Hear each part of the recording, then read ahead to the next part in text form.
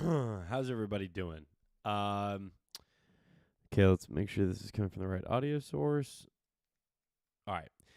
How we doing tonight? I got everything pulled up. We'll let some people trickle in. Hopefully there are more than 8 tonight, but you know what? It is what it is. I appreciate the 8 that are here. We're gonna try and harvest some clips out of this. So, there's a lot to go through.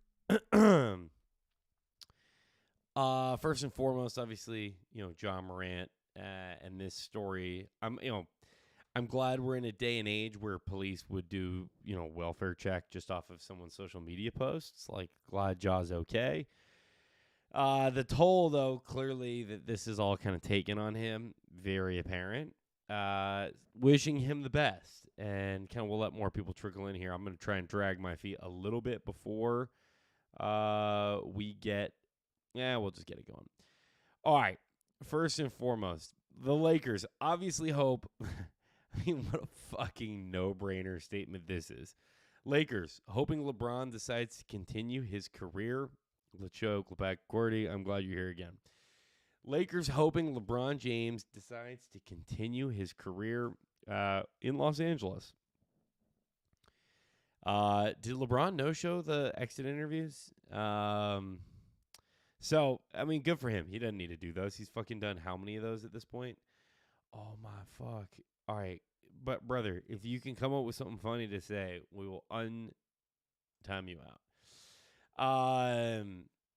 Anthony, welcome to the chat. Hopefully more people trickle in here as we go. Okay, but obviously the fucking Lakers are hoping LeBron continues his career with them. Okay, the Lakers need LeBron to be a part of their team so fucking badly at this point. So yeah, they really can't let him retire. I mean,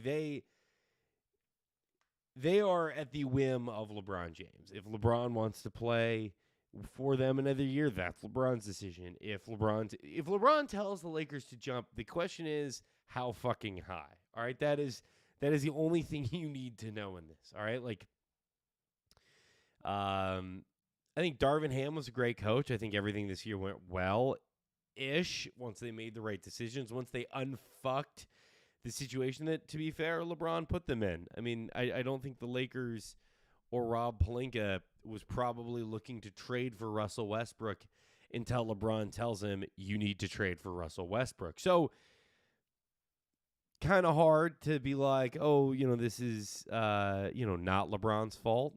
But things got unfucked. He looked great. I think there is a reality that even if LeBron plays next year, which we can pull this up, and I'll bring this over for you guys to see, that LeBron might sit out the entire fucking year next year. Not because he's, like, upset with the Lakers, but because his foot is fucked up. And there is a very real possibility that LeBron is not going to end up playing next season. So, if you're the Lakers, you need to do every fucking thing you can to entice this man to come back and play next season on as rapid a foot healing journey as he could possibly be on. Okay, so next season, here it is. 23-24 will be next year. He's owed $46 million. If his foot is hurt and he plays 0 games, that money still is paid. I believe, and someone in the chat could correct me, LeBron could sit out the entire year. The Lakers would need to pay him, and then he becomes possibly a free agent. Like, the player option is $50 million, which it's obviously a lot for him to turn down.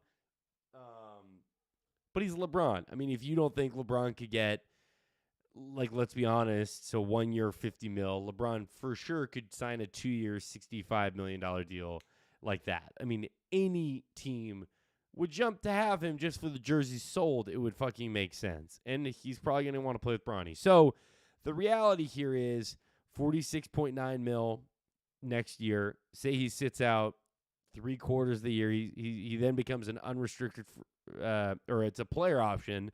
He can opt out and go wherever the fuck he wants, which would be the same year that Bronny enters the draft. So if you're the Lakers, your only hope here is to get as good of a goddamn player for LeBron to play alongside and Anthony Davis to incentivize LeBron to come back. Because if it is anything like this year's team, why the fuck would that man come back? Why would he come back? Right? I mean, like, why would LeBron come and play for this team again next year?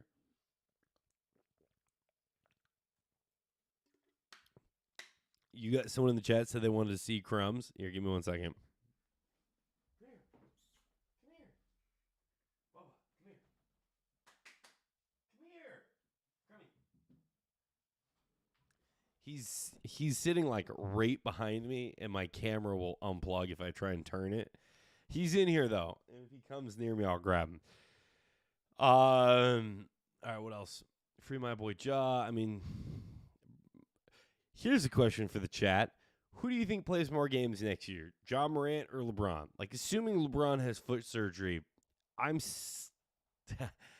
think Ja plays more games. I mean, I think Ja's going to get a 25-game suspension, and I think LeBron ain't going to play until, like, January. So they got to find some piece to throw into this Lakers team to make this team function.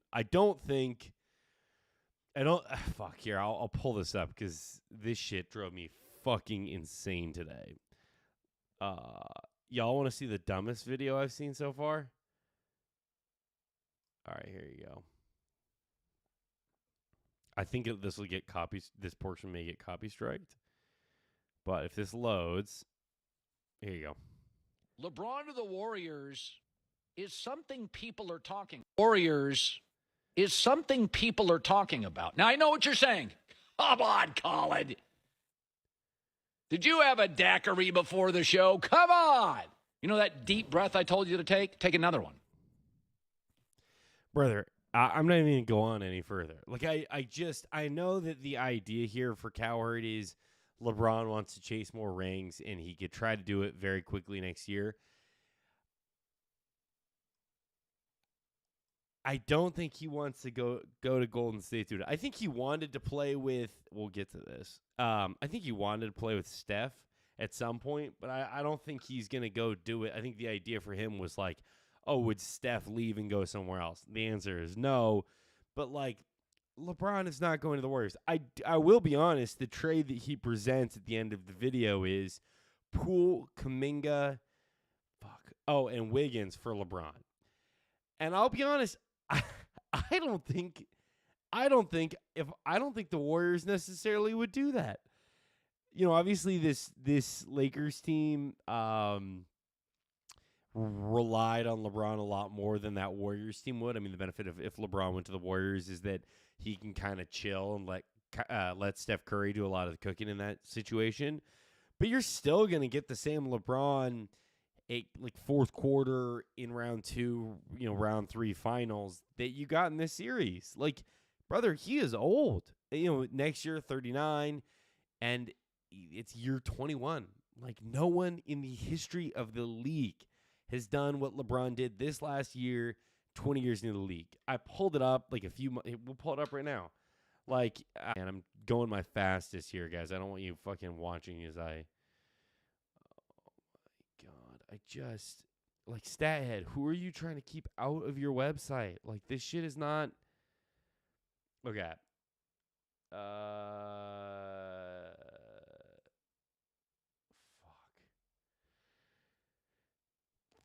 I don't even know how I'm going to fucking do this right now. I've done it before. Anyway, point is, LeBron, very old, not going to get any younger. Oh, we got the chat firing off. Here we go. Okay. Is Van Fleet available? So Fred Van Fleet is a name that keeps getting floated around. Let's pull up. Fred Van Fleet, a guy that name keeps getting kind of thrown into the mix, but I don't think he's getting thrown into the mix by anyone that's within the Lakers organization. All right. Here are some point guards. Fred VanVleet. All right, there you go. 21 mil. If they can get him, that would be great. Bird writes, so what that means that that the fucking Raptors get a chance to match for like an extended amount of money, something like that. Like the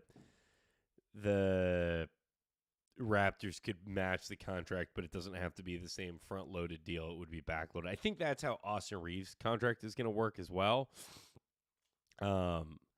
Which, fuck me, do I hope the Lakers can keep Austin Reeves. That guy's been fucking awesome. All right, what do we got in the chat here? Not seeing a better destination than the Lakers next season. What team could he possibly go to? I don't know. I really don't know. But I also was like, when LeBron went to the Heat, I didn't really think going to the Heat was where he was going to go. I was like certain LeBron was going to go to the fucking Chicago Bulls when all that shit was going on. I think there are guys on that Bulls team that have said that they thought LeBron was going to come there. We want crumbs, John Morant. Hell yeah, crumbs, blah, blah, blah. Job for his family. Job. If LeBron really wants to play with his son, Jake's right. I mean, if LeBron wants to play with Bronny, he's going to sit next year.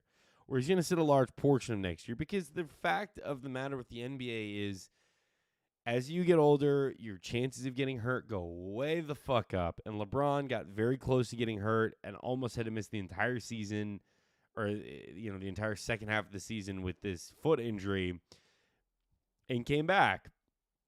Levine. Okay, so the Bulls are going to blow it up mode. And I guess my question to the chat is, would you rather have Zach LaVine or DeMar? Because I fucking think I would personally rather have DeMar. Right? Stop saying Ja. So you got Wash Clay, Dre, and an aging Braun player. That's exactly what I was thinking, Anthony. Like, if LeBron goes to Golden State, and this is not my argument, this is Colin Cowherd's argument. If LeBron went to Golden State, what does that team look like in the playoffs that's that much different from either this version of the Lakers or the version of the Warriors that got clapped up by the Lakers? Like, you're still going to have similar inherent issues. I mean, granted, you'll have LeBron and Steph, which is fucking awesome, and they may get rid of Clay. But I think there are pieces that if you're the Warriors... Like, I also think the Warriors are not that eager to get into the LeBron James business because there is a big buy-in to do that. You sign LeBron, you are signing clutch. And it's not to say that that's a bad thing. It's just to say that, like, do you fucking want to do that? Like, do you know that LeBron is going to tell you what to do? LeBron's going to tell you, ship these motherfuckers out of here. They're not winning enough games, and you got to pull that trigger. Like, are you going to do it? I don't think the Warriors want that, and I don't think the Warriors have ever really had a guy in this current era that's had that kind of pull. Like, Steph is so that franchise, but Steph is so not the guy that's going to be like, trade these bums, right? Like, that's just how that shit goes. So, I want Iguodala, Rob Pelinka, KCP, and Kuzma. Would be a perfect fit on Lakers. Yeah, I mean, Austin Reeves burner, like, it would be great to see Kuz back, but, like, KCP is a year older, and I, frankly, the version of KCP on the Nuggets, I'm not sure exists on the Lakers. Like, the way that he can play with Jokic, like, you're not going to get that. Like, Anthony Davis doesn't play like that. And Kuzma, I'm very happy for Kyle Kuzma with how this season's gone. And someone's going to pay him a lot. And I hope I do not root for the team that does that. Because, my brother, Kyle Kuzma is not someone you want to be on the, you don't want to be looking at like a Jordan Poole-sized deal with Kyle Kuzma. Do you? I don't. I mean, people are going to give Kuz like 20. What is this projecting?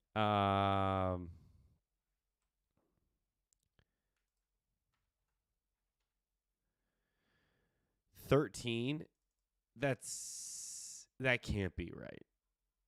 I think Kuz is going to get an amount of money that's going to make some people's heads spin. And it's going to be a shit team that pays him, which is, great. Let him go cook there. Sam, I'd keep DeMar, but not sure if he'd want to stick around for a rebuild. DeMar and Levine, both losers. You like Trae Jones. What? DeMar and Levine are both losers. I think like someone brought up the fact that like DeMar disappeared in the playoffs last year, or has disappeared in the playoffs before. And I think that a lot of that ends up coming down to like him having to shoulder so much of a team and him not always wanting to do that. If DeMar DeRozan came to the Lakers and you can get him like helping out where either LeBron's not playing or just like consistently scoring with the unit when LeBron's not on the floor, playing with AD, like I'm very intrigued by that. What the asking price for DeMar is, I don't fucking know. But I'd rather have DeMar than Zach LaVine. I mean, Zach LaVine, it feels like, gets hurt every fucking year. Let's see. What did what do you guys think? Zach LaVine, how many? All right. Okay, I'm wrong. It's not that bad. Zach LaVine, 77 games this year, 67. So he's trending in the right direction and has kind of figured out how to remain healthy, consistent with the scoring. But I don't think necessarily he's like the right fit for this team. Like a few years ago when he was shooting 41% from 3, 42% from 3, like, yeah, great, bring him in. But shooting 37%, like, I have a feeling it's going to be like a slightly better version of what D'Lo gave them this playoff run for LaVine in the playoffs. But that being said, if he came to LA, that'd be great. I'd rather than no one. I'd rather DeMar. I'd rather LaVine. But like, let's get into it. Let's talk about what it would take to get Trae Young to the Los Angeles Lakers. Sorry, I was just reading this earlier. Like, all right, here you go. All right, what would a Hawks-Lakers trade for Trae Young look like? This is from Fansided, so wait that for what it's worth. Fansided is saying Malik Beasley, Mo Bamba, Jared Vanderbilt, a first-round pick swap for 2028, and a 2029 unprotected first-round pick. I don't think that's enough. I mean, like, I obviously don't think Trae is commanding the same ask that Luka does. But it's also not going to be like think about right now what you would have to give the Dallas Mavericks to get Luka off of that team. 5 first-round picks, 4 first-round picks. I mean, it would be an plus like young talented players. Like it would be an ungodly ask. I don't think Trae's necessarily getting that same as far as I don't think the asking price for Trae is as high, but it's not low. Like, you're fucking kidding yourself if you think Malik Beasley, Mo Bamba, Jared Vanderbilt at 28. I mean, like, what are the Hawks going to go completely into blow-it-up mode? They weren't that bad this year. They weren't good. They've obviously taken steps backwards. I think the DeJounte Murray trade was terrible. I think it was a good swing of the bat. I think that when you look at the way that those guys play, it makes no fucking sense. I respect that the organization swung the bat. If you look at it and who was available, the Hawks had no choice but to trade for DeJounte Murray. Like there is nothing out there but Murray, and they're like, okay, well we got to appease our young star. Like we want to win now. I mean, they've tried to move off of John Collins for like 3 straight seasons, and somehow he doesn't get involved in this trade. And I think they obviously need him. I think he and Trae can play well together. But, like, imagine if you see all the stuff that John Collins and Trae do together. Imagine you replace John Collins with Anthony Davis. Like, that's very fucking intriguing. So I don't think the Hawks are going to do this deal because, A, Malik Beasley is a nothing burger. What is Mo Bamba? Like, what is that? What even is that? Jared Vanderbilt. I like Jared Vanderbilt a lot. Good defender.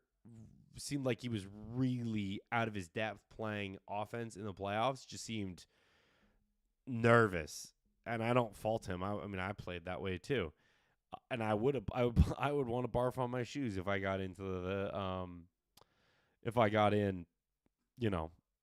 into an NBA game, and that was how things were going. So, anyway, the bigger part, and my friend, Harry Lyles brought this up on TV a few weeks ago, is if you're Atlanta as an organization, you look at like their great players, it's like Dominique and people there are still upset with the way that the Hawks handled that situation. Then it's Josh Smith and Joe Johnson, and then Trae. And so, like, I think for the Atlanta fan base, and I think for the Hawks organization, it's a little bit like, damn, we've squandered our stars, and it was a famine in between star 1, star 2, star 3. Are we really going to say, like, fuck it, let's just let this guy go? I think there's a lot of problems in that organization right now that go beyond Trae Young's responsibility. All right, sorry, let me get back to the chat. All right. What did you say? J-Logic, welcome to the chat. Appreciate you tapping back in. As always, man's gonna get put in a blender every play. Getting Trae Young is a no-go. All right, J-Logic, you're a Lakers fan. Give me your reasons why you... Okay, here you go. Too small, no defense, gets hurt often, plus we already have a bad hairline all-star in LeBron. All good points. All good points. Where the fuck did NBA reference go? I just think, well, let's see injuries. So I've heard the injuries argument a lot. These are the number of games Trae's played since he got into the league. 81, 60, 63, 76, 73. So the last 2 years he's played over 70 games, which is more than LeBron played this year, more than Anthony Davis played this year. And I'm pretty sure it's more than both of them played last year too. So the point is, I think it's fair to say Trae can get hurt. And I think the larger thing people are overweighting is that he got hurt early this year and it kind of fucked up his whole season's trajectory. And on top of that, had to learn a new offensive style. So if I were the Lakers, Trae Young is the only fucking player I'm trying to trade for. I interned with someone that is on, let me just look. Let's just look this up.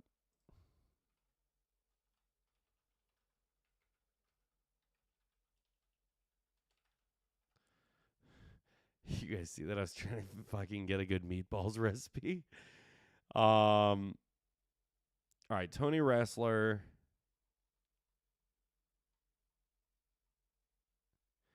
All right, chat. I interned with this dude right here. Okay, director of basketball and business ops, pretty high up. I have his phone number. Should I text him right now and be like, "Yo"? Throw Trae to the Lakers. This is a kid who was an LA Lakers fan for a long, long time. Like, he and I used to have lunch and talk about what the Lakers could do. I want to text him so bad and then read the response on air, but it feels unfair to him. But kid's a legend. I'm happy for him and the great things he's doing. I know that he and Landry Fields made the push to get DeJounte Murray, and that's a good swing of the bat. No one's faulting you for doing that. I'd rather have DeJounte than Trae. But, weren't people's heads sort of spinning on the...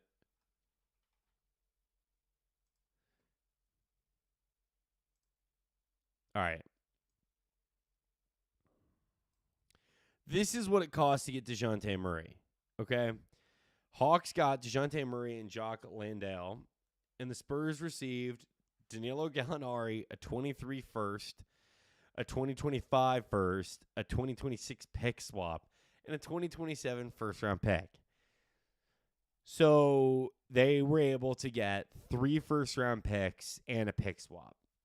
That's why I'm like, the Lakers aren't going to get fucking Trae Young, and they're certainly not going to get DeJounte Murray, because it's not like the value of these guys has gone so low that the asking price has gone way down. I think that Rudy Gobert was such a fucking disaster that the value for him has gone, let me get this right. I think Rudy Gobert was such a disaster that the asking price for star players is going to be kind of fucked up. Like, you're not just going to be able to be like, yeah, we'll give us 3 first-round picks and you can have that guy. I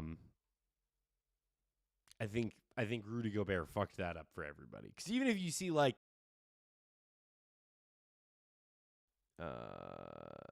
Lakers have no assets for an all-star player. I agree. It has to be a sign and trade or a free agent coming in. They better off finding a role player to fit.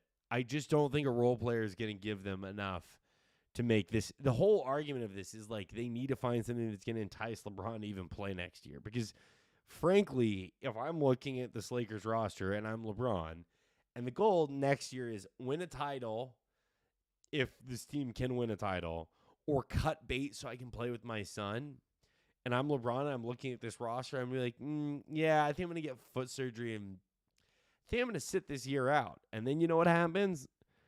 After LeBron sits this year out because of the foot injury, he's a player option. He could bail. 50 mil. 50 mil is a lot of money, but 50 mil to LeBron, you don't think LeBron could get a 2 years, 65 if he wanted, 75 if he wanted, 80 if he wanted? I'm just saying, like, this player option for $50 million means fucking nothing to LeBron.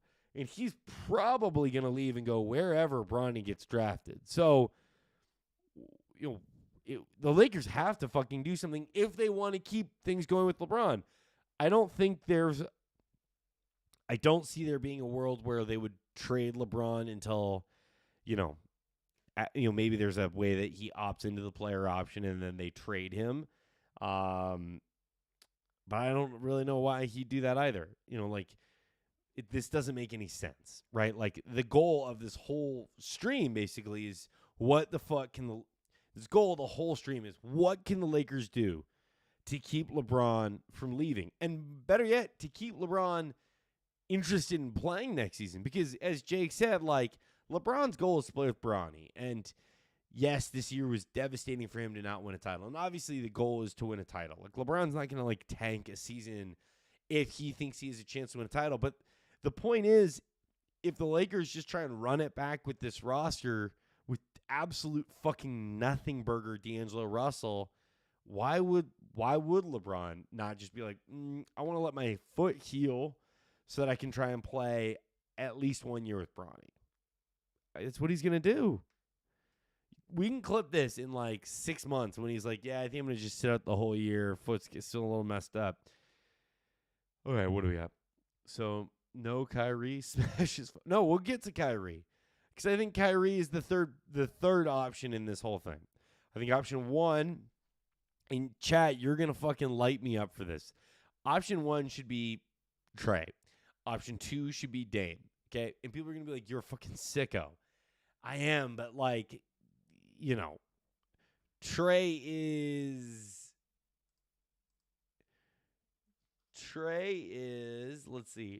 24 fucking years old. Damian Lillard, you're going to owe $65 million to when he is 36. So what would you rather do? Would you rather have Trae Young at 24, knowing that you probably most definitely have 5 years at least prime with him? Or you want one good year with Dame where he's gotten hurt the last couple of years. He is a similarly built guard to Trae, and no matter what, at 36 years old or something around there, you're going to owe that man $65 million. I think that Dame contract, I think Dame is one of the best players in the league, one of the 15 nastiest guys with the basketball in his hand. Doesn't mean I have to fucking like the idea of paying him the money that he is owed next year. What's the chat saying? LeBron is going to sit this season if the roster isn't tightened up. That's my point, J-Logic. My point with this, J-Logic, is how can the Lakers create a roster that's interesting for LeBron to want to come back and play for? Trade LeBron for Zion. An intriguing trade. I mean, I think the fucking Pels laughed that one out. Obviously, you're joking. Grab players from Miami or Spurs. They play with purpose. Not wrong. But if it's just about next year, Dame gives you a better shot for chip.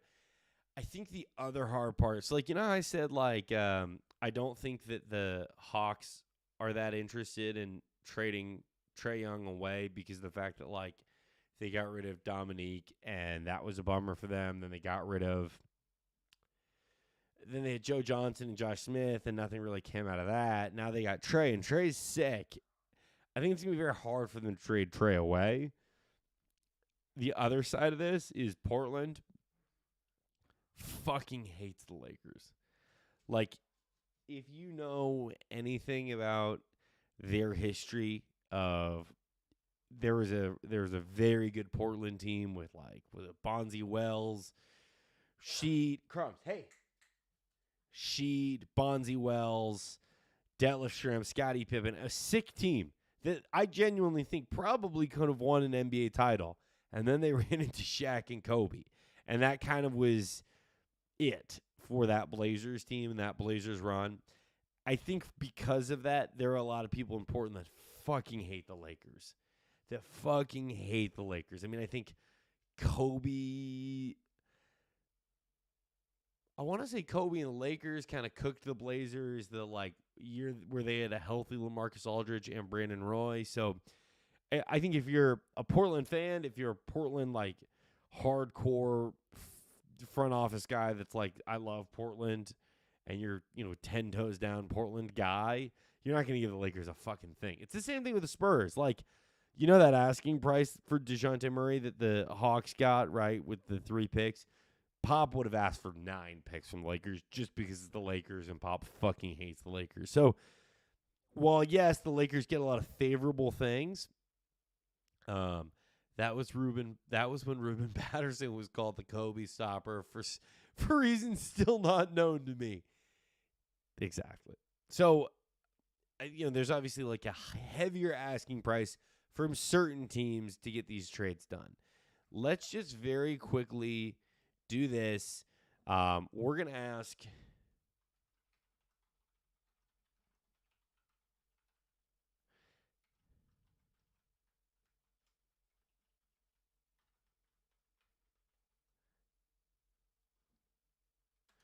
All right, okay. We're going to ask AI what the Lakers could do to try to get Trae Young. Fuck me. Okay, we're going to try this one more time.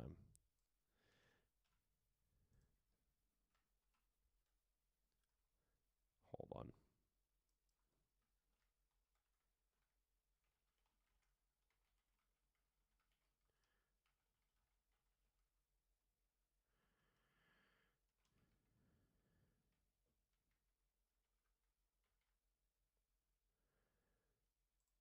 Here we go. Let's see if this helps fix this. Because the problem with asking AI these questions is it just fucking scrapes. Look at this. Russell Westbrook, Malik Monk, and a first-round pick. That's obviously not an option because player 1 and player 2 don't fucking play for the Lakers. Absolutely. AI is so bad at this sometimes. Anthony Davis and a future first-round pick. This would be much more significant trade for the Lakers. Davis, I don't think the Lakers are going to give up Anthony Davis for Trae Young. You're kind of just spinning your wheels at that point. Okay, here's an intriguing one. The Lakers send LeBron James and a future first-round pick. This would be the most significant trade of all. James is a 4-time MVP. A future first-round pick would give the Hawks some additional trade assets to build. It doesn't understand. The AI can't fucking get this right. Chat GPT is a low budget. Allen Iverson. Yes, I usually use Bard because usually it can get these more correct. Okay. Well. Bro, I don't even know what fucking roster it's pulling from.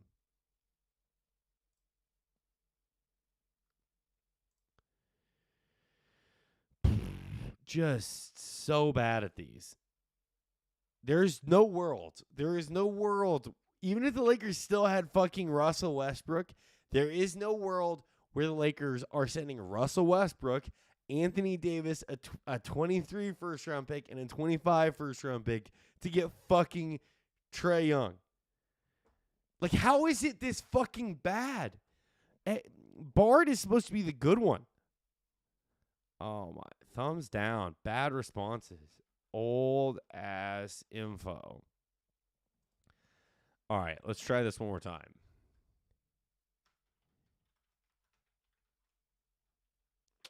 All right, let's try this.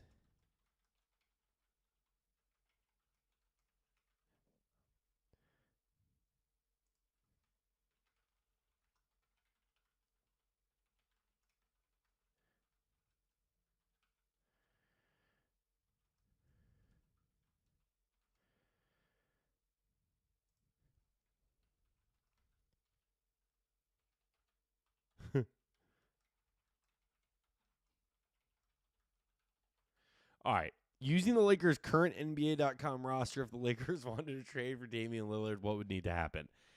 Maybe this will get AI to get this correct. Fuck me. Jesus Christ. Russell Westbrook, Malik Monk, and a future first-round pick. I've done these before, and it's usually not like this bad. What is the chat saying? Figured it out. AI to ask for Lonzo.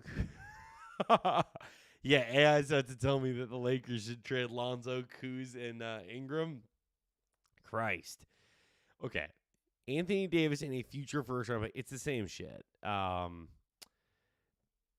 What the fuck is wrong with this? Maybe they disconnected it from the internet because people were like, yeah, if the Lakers could trade players they don't have for Dame, that would be sick. All right, well, that exercise is going to come to a very quick grinding halt.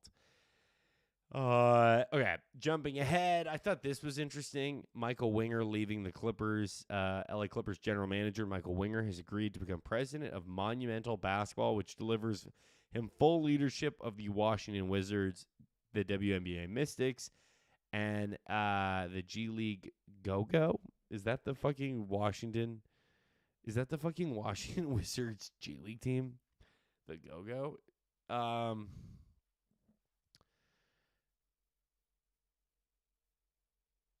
Bro, AI is so bad at these. There have been good ones. Like, I'm sure maybe one of you guys have seen the, like, viral one I made. But some of these, I don't know what the fuck AI is doing. All you got to do is just Google the current roster. Like, honestly, you don't even have to do that. Just go rip someone's article. Like, why is it only pulling articles that came out, like, 6 years ago to do this? Okay, Lakers not getting Trae Young, wishful thinking. I agree. That shit ain't happening. I will say this. I respect that they floated that out there. We'll leave it at that. I respect that the Lakers floated that out there. I said to someone, like, I think this is obviously an intriguing job, is rebuilding, Washington basketball, because that is a fucking long journey you're about to be on. And that Washington team is dog shit. I mean, I love Bradley Beal, but that's your best trade asset, and his contract sucks too. Where's Spotrac? I mean, we're not like, I know there are a lot of people that want to trade for Bradley Beal. There are like a lot of Lakers fans that like trade for Bradley Beal. Let me just say, also a bad trade. That the Bradley Beal trade, the Bradley Beal's contract might be worse than Dame's. I think that, obviously Bradley Beal is younger, so you could argue there's more tread on the tire. But, like, I mean, bro, he's 31, you're going to owe him $50 million. When he's 32, you're going to owe him $53 million, and then 2026 is going to roll around. He's going to be 33 years old, and you're going to owe him $57 million. He signed that big. Didn't he sign a bigger extension than this? Yeah, that's what's above. So I think, and you chat, correct me if I'm wrong. I think Bradley Beal's deal is worse than fucking Dame's, and I think that basically the if you're a franchise and you were trying to sell out to keep LeBron, you have to basically, it's a choose your own adventure of sorts. Okay, do you go left and be like, honestly, fuck LeBron, we need to get younger because otherwise. Basically, if you're the franchise, do you say, fuck LeBron, we're drawing a line in the sand and being like, this is the last year we try and do this shit, and we're not trading draft picks after this date because LeBron will be gone. I mean, the Lakers have traded draft assets that will come to fruition when LeBron is not on their fucking team anymore. Like, the Pels own picks that are going to be taken as a result of a Lakers team that does not have LeBron on it, right? So if you're the Lakers, are you going to trade a 2029 first-round pick to get Bradley Beal? And it's not I'm not trying to insult Bradley Beal. It's just the question is like, you're going to trade a 2029 first-round pick for Bradley Beal, who's going to be, over these next few years, 32, 33. You're going to owe him $53 million. You're going to have Anthony Davis, who's going to be in his mid-30s. No LeBron. Or LeBron's going to be, they're going to be fucking 42 years old. Like, at a certain point, the Lakers have to kind of choose the other path where they say, fuck LeBron. Like, we got to figure this shit out. And it doesn't have to be fuck LeBron, but like, at a certain point, the Lakers have to draw a line in the sand and be like, hey, listen, we really appreciate what you've done, but it's time that we start a rebuild. And, like, you can do quick rebuilds without hitting rock bottom. For the Lakers, they're going to have to hope that they can do that because, most of these rebuilds that take a couple years, you have draft assets. Well, the Lakers don't fucking have any draft assets. I mean, they have Anthony Davis, and you could obviously trade him for something, but I think the Lakers are going to have to take a look in the mirror at some point here and figure out what the fuck they're going to do. What's up, Zach? Von Panzer, welcome. Appreciate you jumping in. Damn Wizards. Go-go music is a DMV genre. Got it. Appreciate it. 50 mil for a third best player on a championship team. Sheesh. That's my point. It's not I'm not trying to disparage Bradley Beal. He's a very good fucking player, and any team would be lucky to have Bradley Beal on their roster. I'm simply saying 50, 53, 57 for a 31, 32, 33-year-old second best or third best option is not smart business. So, like, if that is the only option for the Lakers, I think they have to go to LeBron and be like, listen, we don't see that as the option. What do you want to do?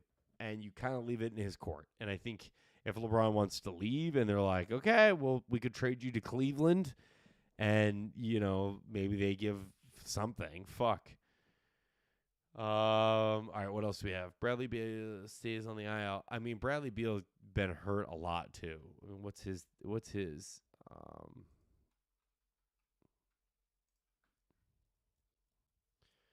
yeah, motherfucker. Bradley Beal's been brutal. I mean, people talk about Zach LaVine being hurt a lot.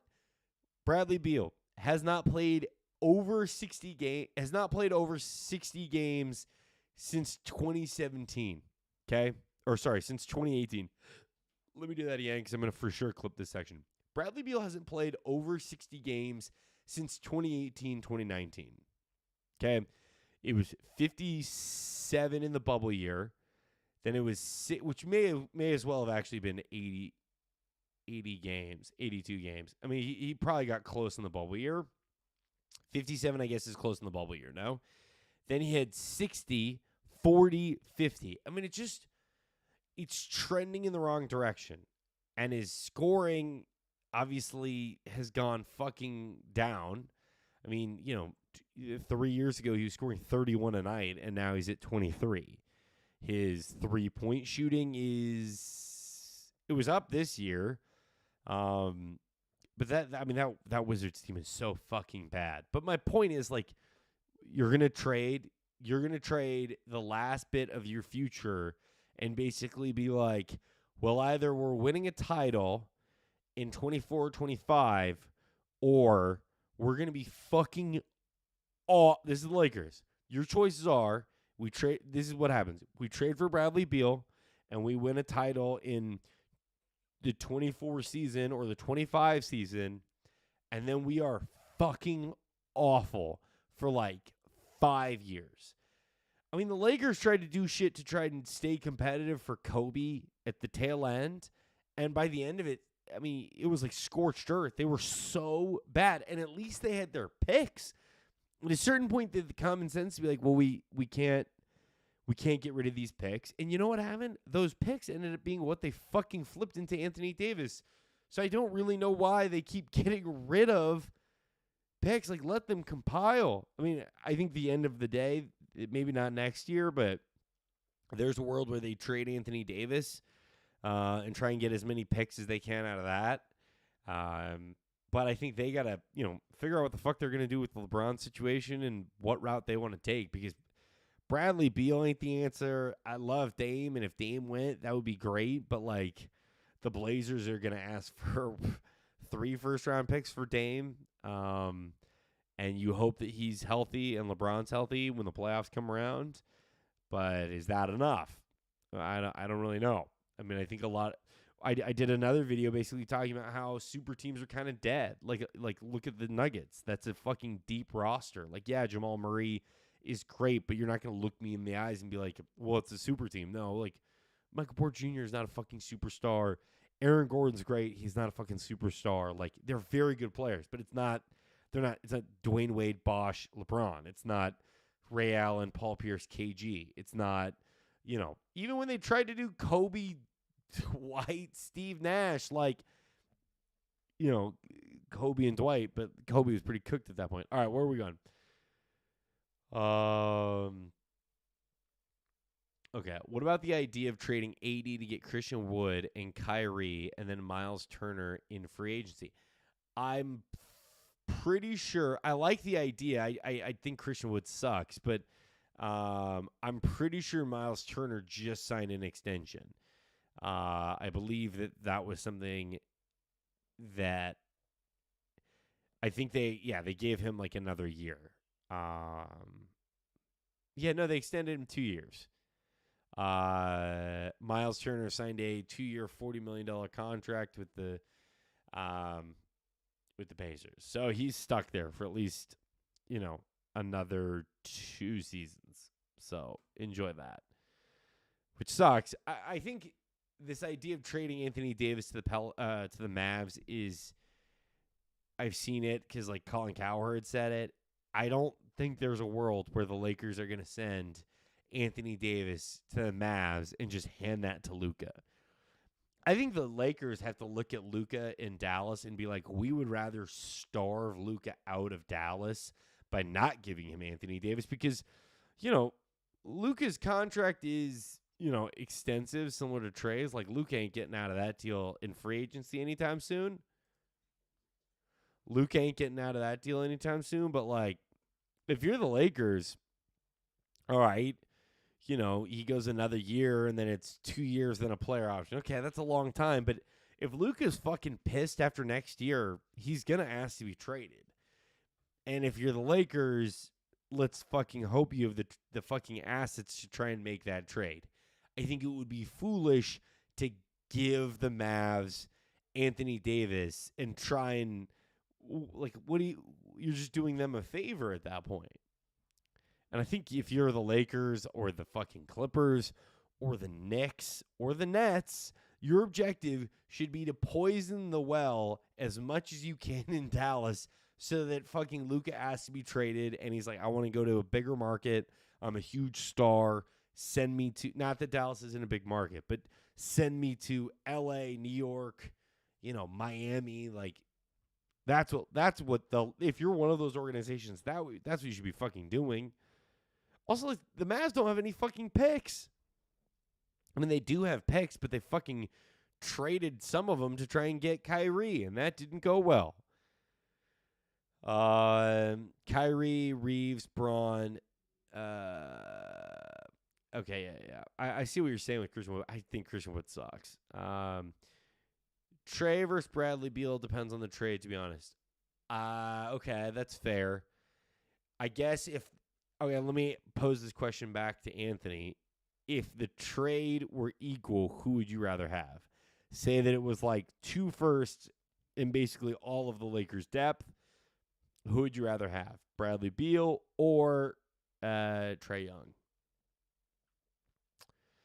I don't think the Lakers are ever going to prioritize picks. They're a destination team. Now, Taza, to your point, that's fair. But there was a long time where we thought they were a destination team, and they kept striking out on free agents. I mean, I don't know if you remember the truly sad depths that the Lakers went to try to get LaMarcus Aldridge. Let me see if I can pull up some of the campaign.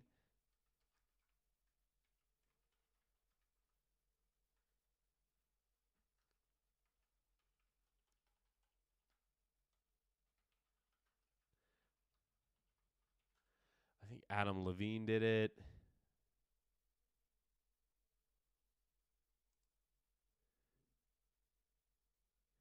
All right, here you go. Bro, this shit was so sad. So this is in 2015, okay? We were, what, a few years from getting LeBron, 4 years from getting Bron. And, bro, Lakers fans were so deranged. They were doing shit like this. Late Tuesday night, the Lakers were sending out tweets convinced that they were about to lure prize free agent big man LaMarcus Aldridge to Los Angeles. They posted a picture of Maroon 5 singer Adam Levine sporting an Aldridge jersey, as well as a tweet with the hashtag LA2LA. Less than 24 hours later, reports surfaced the Lakers failed to, quote, make a strong impression. Now, famously, the Lakers, basically went into the meeting and pitched LaMarcus basically, on how famous he could be and didn't say anything about basketball. And then LaMarcus meets the Pop, and it's all the different things that they're going to run for him to make his life easier. And he obviously chose to not go to the Lakers. There were reports that Aldridge and Kobe didn't quite gel. I mean, I'm sure that's also true. ESPN's Dave McMenamin says the tweets were not deleted out of sheepishness, but because the league requested it. So, I mean, some of you may remember that, but there was a stretch where the Lakers were not luring superstars to LA. I mean, they traded for Dwight. He didn't like playing with Kobe and fucking left. They missed on LaMarcus Aldridge. They obviously missed on LeBron when he went to the Heat. They missed out on Kevin Durant when he went to the Warriors. There have been guys they had no shot at getting James Harden. I mean, I get it. I love LA. I think it's the greatest place in the world. I fucking love living here. But sometimes you have to be realistic that it doesn't always mean they're going to land the superstars in free agency. LeBron coming here was awesome. It seemed like he recognized what he could leverage out of this, and you just have to hope that there are guys that start to recognize that as well. That being said, there are a lot of guys that don't fucking care. That would rather go play somewhere where there's lower tax rates, that don't want to deal with the pressure of playing in LA. It's not easy.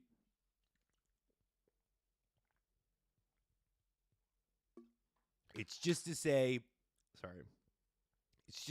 it's not a guarantee that the Lakers are going to sign free agents like they had. They missed on Carmelo too. There you go. Andrew remembers. They missed on Kawhi. I mean, chat has this as well. Lakers were down bad. I mean, Jim Buss flubbed the deal. I mean, Jim Buss is a fucking deranged gambling addict. I mean, that man, addict. You want to know when I knew things weren't great for the Lakers? When Jim Buss was running things. Jim Buss went to Jeannie and the family and basically was like, don't fire me from my job. Please, let me have one more year to win us a title. If I win us a title, you won't fire me. And they're like, okay, one more year. Do you know what Jim Buss's first move was in that offseason? First move Jim Buss makes. He says to his sister, he says to the Lakers board, give me one more chance to build a winner. If I win a title this year, you don't fire me. And they're like, sure, what's his plan? What's the man going to do to save his fucking job? This man gave Timothy Mozgov $65 million the moment free agency opened. I don't know if there were better. No, sorry. I don't know if there were dumber things he could do with $65 million, but signing Timothy Mozgov as your marquee free agent is astoundingly stupid.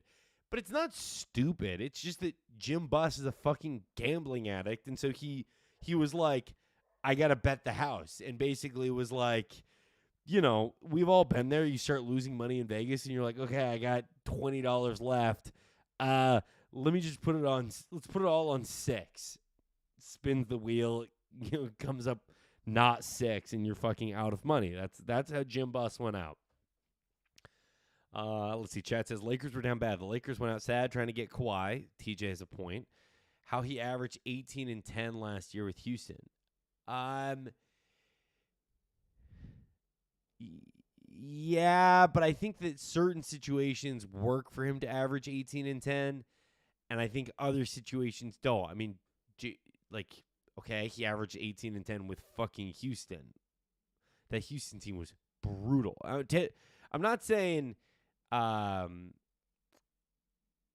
I'm not saying he's bad, but that was also 2 years ago. Sorry, for some reason I thought you meant last year. So 21, yes, he was intriguing then, but I think you have to assume that the league, sometimes there are guys in the league where people start to figure out their shit, and I think he's one of those guys that people game plan for him a lot better. They basically acted like Kawhi was guaranteed. I mean, I think Kawhi let the Lakers think that he was guaranteed. If you read some of those stories, he, I think, intentionally left them sort of thinking he was coming there to try to prevent. I mean, basically what Kawhi did was say, I'm going to come to the Lakers, like, I'm coming, and then went dark on them because it kind of left them, down fucking river, like left them without a paddle. Like the Lakers basically were waiting to sign Kawhi. Everyone else signs everywhere else. And then Kawhi bails, and now they're kind of shit out of luck. I mean, people don't talk about that. Lakers fans should fucking hate Kawhi for that. And that's someone that grew up near L.A., now do Lowell Dang in Moscow. Brother, I told you I'd come around to Moscow. AD is a walking turnover waiting to happen. We need to consider this. I think you need Anthony Davis, or at least whatever you get for Anthony Davis has to be like a shitload of picks or something super intriguing that's young. Someone that's super intriguing that's young. They made a hype video, and when he asked about the roster moves and playing time and team focus on offense, Jim Buss and Kupchak had no answers. Yeah, that's exactly what happened with LaMarcus Aldridge. Missed out on Carmelo when he stayed with the Knicks. Sorry, I'm pulling in a lot of these right now. Player agents didn't want their clients around Jim Buss. Jimmy was trying too hard to be the Playboy father, and they didn't want their sons around that. Yeah, fair. And I think ultimately he hated doing it during some of those stretches, but it was something he for sure did. Okay, what else we got? I thought he said, if you don't want to tell 3 years, they can fire me. It could have been 3 years, but he gave, the max money to Dang in Moscow, and it's like, what are you thinking?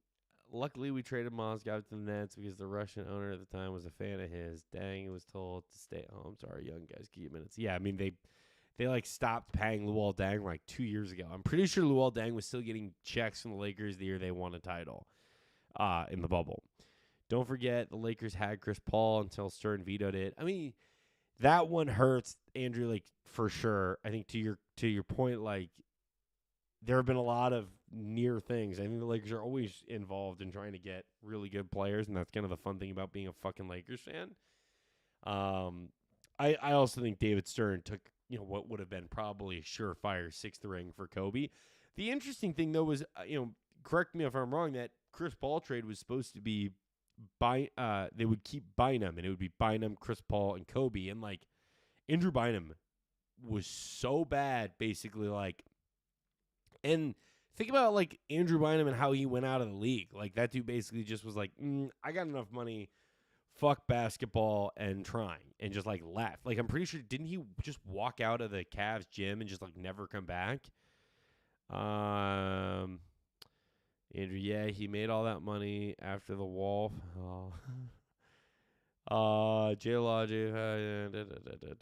Yeah, I remember when that dude bought the team, and everyone was like, are we sure we want to give a Russian oligarch an NBA team? I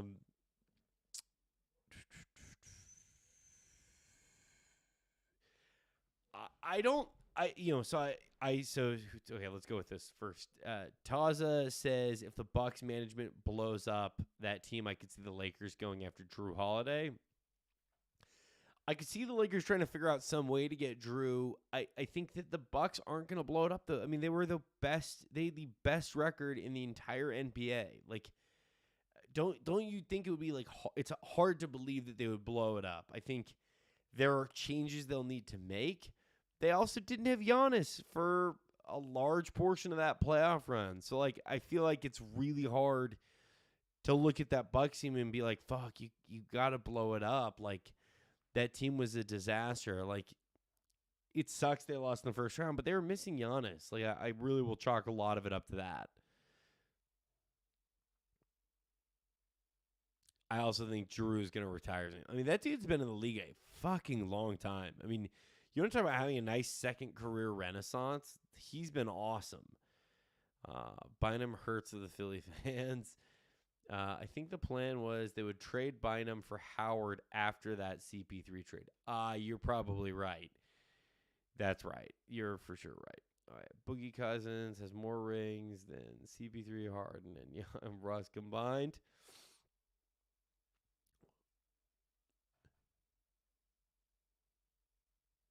I don't think Giannis will necessarily leave. I could also see him kind of being over it at some point and like ready to leave. But anyway, we'll keep it moving. All right, there's the Trae Young trade we went over.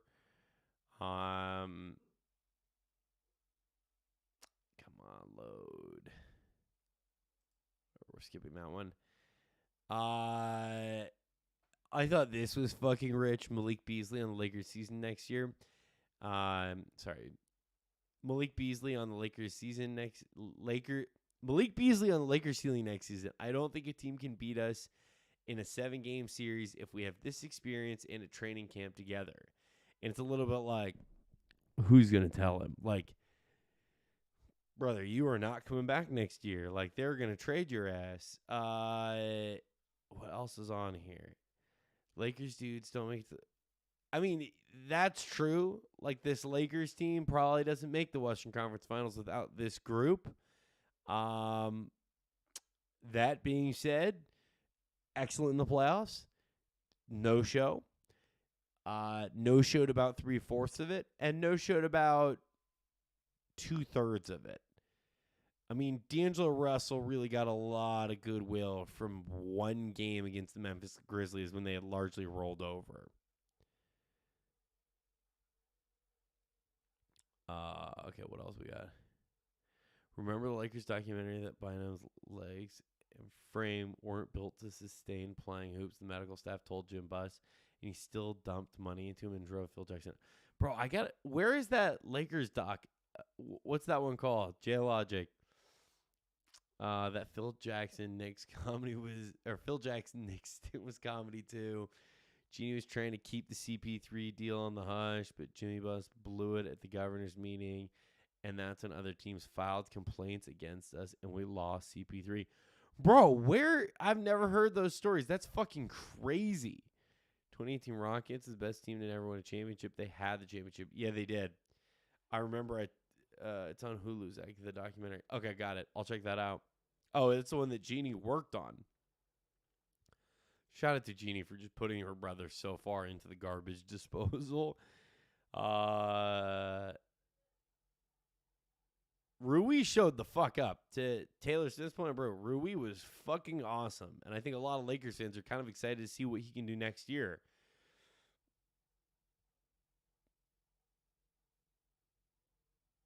All right, what else do we have? Okay, here. This is this is from Chris Haynes. I don't think we will see D'Angelo Russell back with the Lakers. LeBron wants to fade more into the role as a secondary scorer and playmaker. No fucking shit, Chris. I love Chris Haynes, but like my man, D'Lo is fucking terrible. Like this wasn't just an audition to stay on the Lakers, but like they had the guy who's gonna take his fucking job sitting courtside. Both of the guys, either Trae Young or Kyrie, will be on this Lakers team next year. The larger report is there's more smoke over Kyrie to LA rumors than Trae Young, this is according to Chris Haynes. I don't think we'll see D'Angelo Russell. I think the Lakers are going to really try their hardest to figure out how they could get Kyrie there. I think what was the offer that's been rumored that Dallas has given him is 4 years, some odd amount of money. I would bet the Lakers offer like 3 years to the team option. The hard thing is, if you look at Kyrie and you look at his history, it is not that of someone who has maintained a good stance in any locker room he's been in since he left LeBron. So on one end, you're like, okay, maybe Kyrie and LeBron like work really well together. Obviously, Kyrie fucking hates when people are like, is he like a father figure? And Kyrie's been like, bro, what the fuck's wrong with you? I had a father, which is obviously a stupid fucking thing to ask a professional athlete. But since Kyrie left LeBron, it has been blowing up the Boston Celtics, blowing up the Brooklyn Nets. Then he didn't blow up the Dallas Mavericks, but they fucking fell apart and missed the playoffs. I mean, like, I don't blame Kyrie for that. He barely played. But so if you're the Lakers, like, okay, yeah, give him a deal, extend him. I'm on board. I think, he's well served his punishment for the, dumb shit he tweeted. But like, D'Lo cooked Clay. Fair. TJ's right.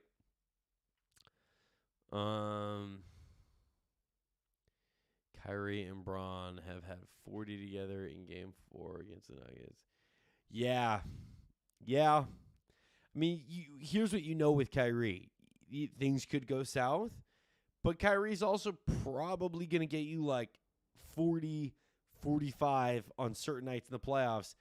And the idea of Kyrie and Anthony Davis together shouldering the scoring that LeBron is probably giving up, that's intriguing. Like, that's fucking great. The question is, can Kyrie do it over the span of 82 games? Because Anthony Davis is not going to play 82 games. You know for a fact that you're probably already looking at LeBron not playing 82 games. So the question is, oh man, if you're LeBron, you're probably so pissed that they couldn't get Kyrie because, like, you see how close this Lakers team was. And if they have Kyrie instead of D'Angelo Russell, I obviously don't think the Lakers could have managed all those trades plus D'Angelo Russell. But if they could, they could have managed all those trades and Kyrie rather than D'Angelo Russell. But Taylor's right. Are the Mavs going to make him sign a behavioral clause in the new deal? Because the Lakers will do this if we sign him, and the third year will be team option. That's exactly what the Lakers should do.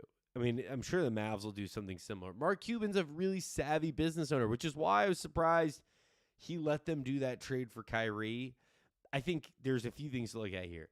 I think the Mavs trading for Kyrie is emblematic of like where things are at with Luka, that Cuban knows we need to take risks to please Luka now. And I think that's why that trade happened, because I think if you're Cuban, you're like, I'd rather not trade for Kyrie. We get into the offseason. We have that pick. We can move some stuff around. I mean, like, I'm sort of surprised they're not a team that's going to try and kick the tires on, like, Pascal Siakam. Like, that's who the Mavs should kind of look to throw with Luka. Like, someone that will defend fucking well. It's going to rebound, slash, do whatever. Like, I love Pascal Siakam. Like, that's who the fucking Mavs should be looking at. And they probably would have had a pretty good shot. I mean, they probably still do have a good shot at it, but they would have had a great shot at it this offseason. Instead, they rushed to get Kyrie in. It doesn't fucking work. They missed the playoffs, which is the worst possible scenario. They obviously tanked and got fined for it to try to get a Wemby lotto ticket. They keep their pick. Now, the crazy thing with that is, now, J-Logic, that's where I'm going with this. The Mavs trading for Kristaps Porzingis. Here's the one thing I will say with Mark Cuban. He's very fucking savvy, all right? Mavs trade for Porzingis, okay? Basically, if they don't finish in the lottery or in the top 10, the Knicks get this year's pick. right? Now they finish in the top 10. It goes to next year. If the Mavs are in the top 10 of the draft again next year, they keep the pick, and all they owe the Mavs for Kristaps Porzingis is like a second-round pick. So, like, you know, they gotta dance with the devil again. And I don't think the Mavs want to be out of the playoffs with Luke. I mean, I think realistically, if the Mavs miss the playoffs again with Luka, he's probably gonna say he wants to be traded. That's probably what will happen. But if you're the Mavs, at least you get to keep your pick, and you got Kristaps Porzingis for basically nothing. So to Jay Logic's point, I don't think that Cuban is dumb for that trade, because the way that he set those like trade parameters of like, if we're in the top 10, we get, they set it up very well. But everyone wanted that Wemby ticket, and they still got it. I mean, they'll still get a decent player with that pick. I mean, if they get Nick Smith Jr., or I don't know what the fuck they're going to use that 10th pick on. All right, what else? I just don't think D'Lo is a guy you want your team in the playoffs. So, to Andrew's point, D'Lo has a really, really, really fucking bad habit of just being kind of dog shit in the playoffs. Like, let's like Dangalo. All right. Okay. All right, here you go. So, where's playoffs? Game log, career playoffs. Okay.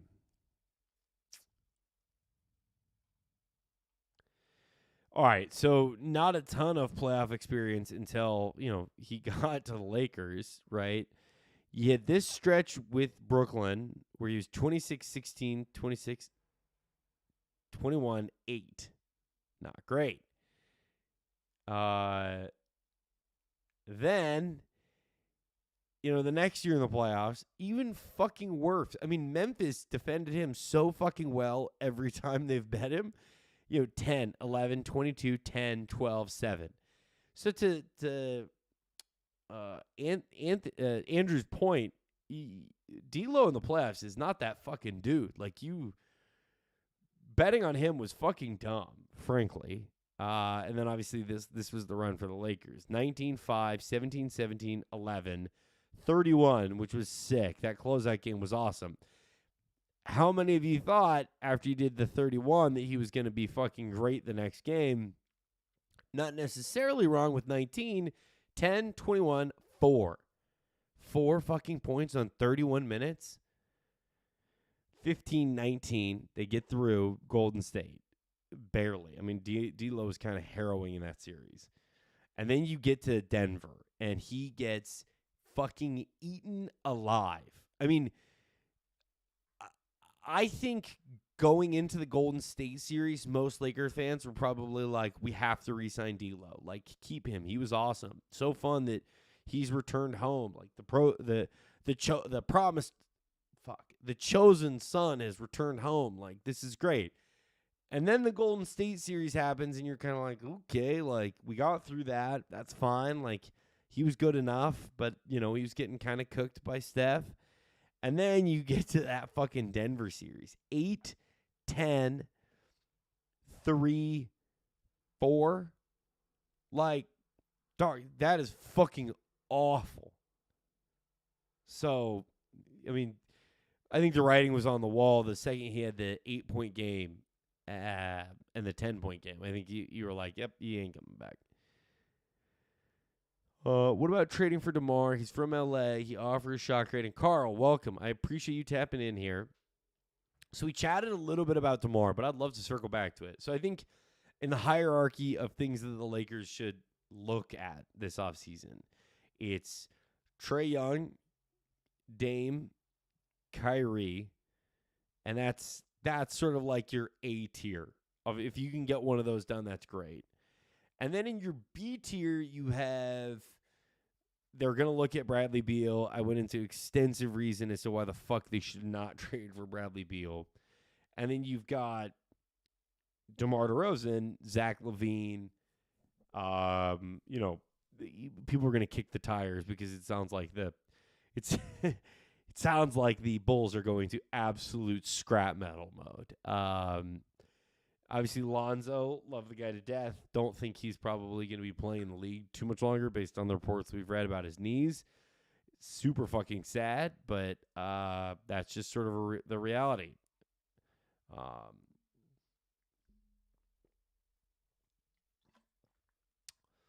I think if they could get DeMar, great. I don't think they're probably going to get DeMar, sadly. This is what J.J. Redick had to say about Anthony Davis. No matter how much we try to make Anthony Davis into this alpha, that is not who he is. He's a fantastic basketball player, an all-NBA player, an all-defensive player, but he is not an alpha. He can be for a game, but like when the Lakers were making their run, whenever he had his last big game for the Lakers, I said to someone that like AD is awesome, but they're basically going to need like a Shaq like playoff performance from him if they want to make it to the finals. If they want to win a title, they definitely need that like a Shaq playoff performance. I mean, like some of you may not remember this shit, but like, yeah, Shaq had Kobe, but Shaq here we go. Shaq on his way to his first like title with the Lakers. Where would it be? Finals. Yeah, this is it. Okay. This was the run in 2000 that he got this shit done. Okay? All right. 46, 23, 21, 25, 32. Then he goes the next round. 37 points, 38, 37, 24. Obviously 15, not great. 41, 23, 26, 25, 31, 17, 18. And then in the finals, this is the run he had in the finals. 43, 40, 33, 36, 35, 41. Love AD to death.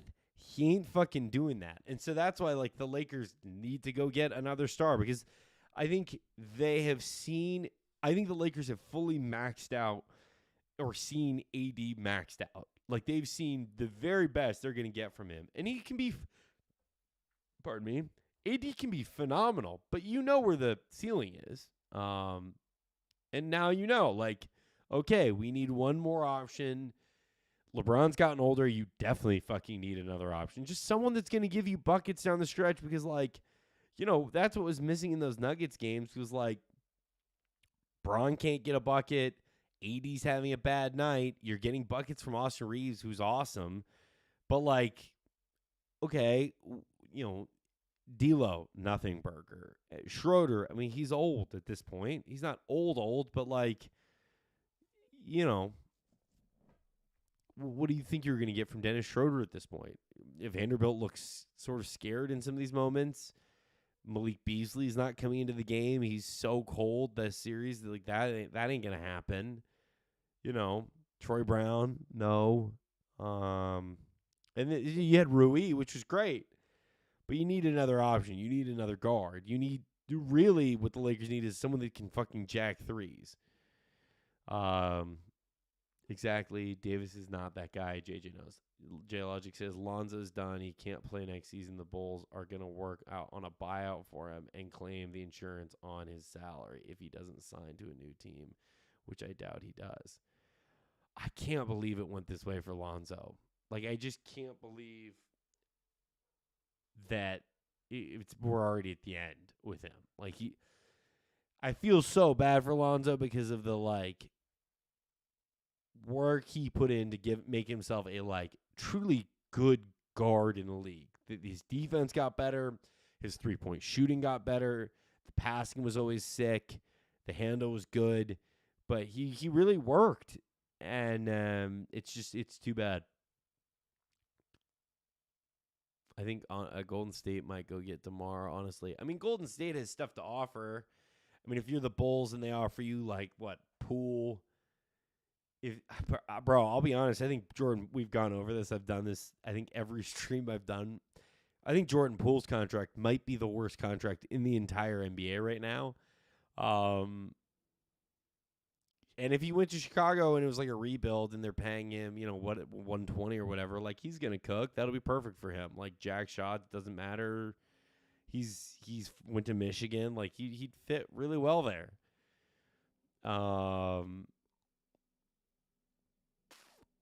Exactly. Davis is not that guy. JJ knows, bro. If Golden State gets DeMar, that will bum me out.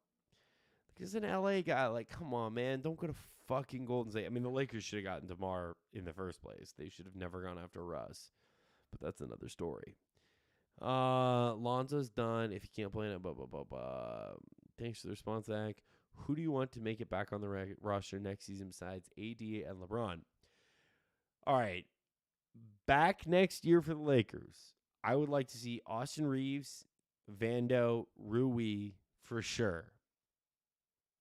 Obviously, I think Max Christie is the one they're going to like dangle in trades, but I kind of want to see what that guy has. Like the Lakers organization seems to be interested in seeing how good he could be. So I'm interested. That's it. That's probably it.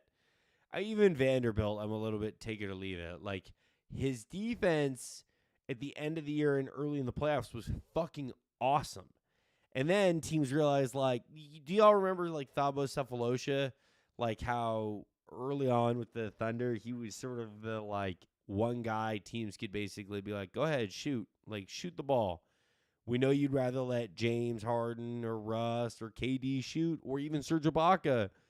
Go ahead, Thabo. Jack that shit. That was the Vanderbilt situation where his defense is good, but his offense, or at least the way you could tell was sort of like a little deer in the headlights on offense. It was just really hard to play him. And that was sort of unfortunate because I think that I really think he could have matched up okay with Jamal Murray. But on offense, they needed Dennis Schroeder. Like, they need scoring. Like, that's just the reality. What AD is he?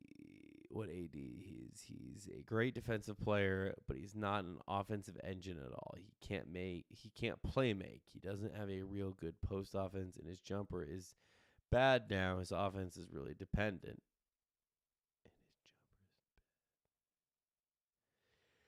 Andrew, I agree. I think sometimes he can get very one-dimensional in games.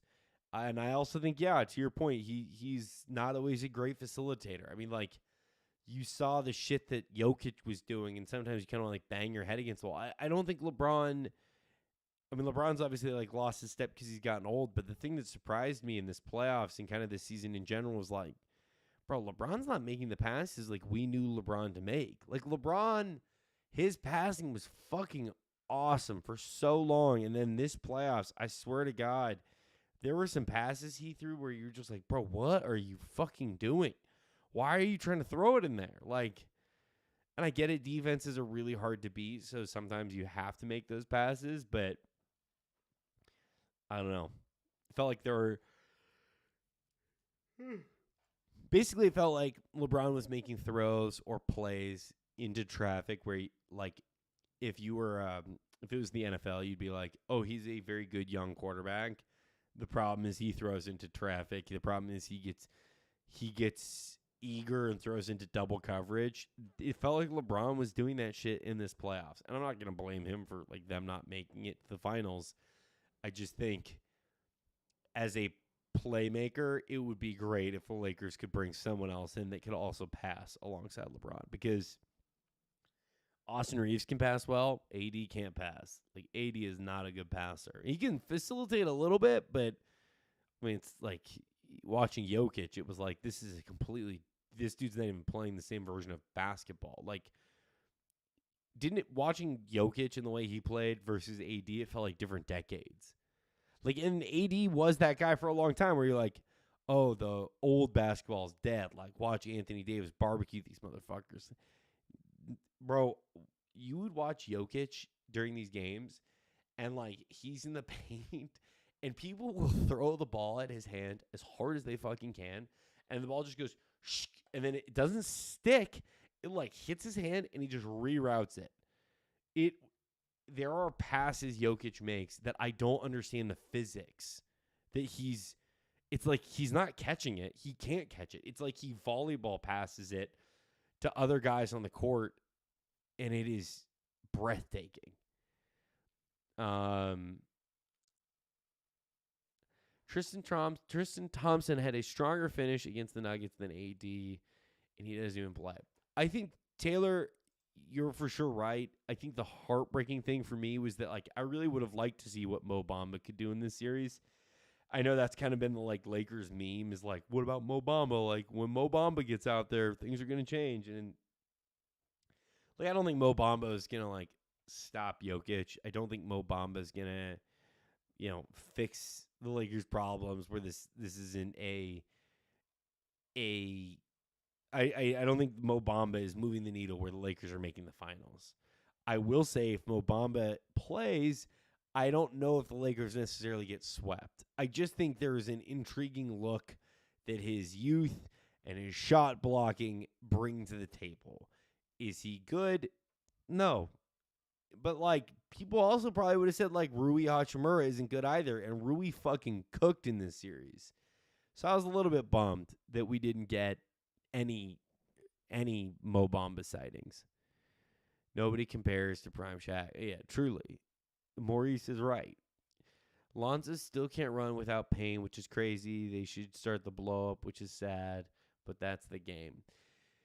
TJ, I think to your point, I'm surprised they didn't do more blowing it up sooner. They got close to, the crazy thing is the Bulls almost made it into the playoffs. Like, you remember how close it was against the Heat. You're sort of looking there like, okay, like, I think this Heat team is fucking cooked.